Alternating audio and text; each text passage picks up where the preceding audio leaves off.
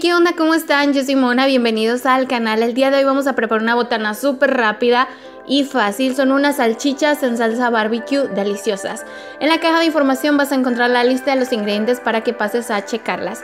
Vamos a poner en un sartén un poco de mantequilla, después añadimos las salchichas ya picadas, nos esperamos a que estén comenzando a dorarse, agregamos la salsa barbecue. Esta tiene que ser de la marca que tú encuentres, la que a ti te guste o la que ya hayas probado. Yo estoy utilizando esta marca.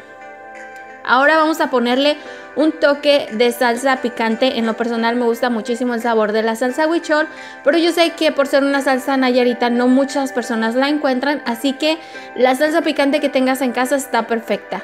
Le agregamos sal al gusto y vamos a menearlo. Esperamos a que comience como a consumirse los jugos que soltaron estas y vamos a servir. Les comento que esta receta ya la había grabado hace muchísimo tiempo, pero se me antojó subírselas hoy.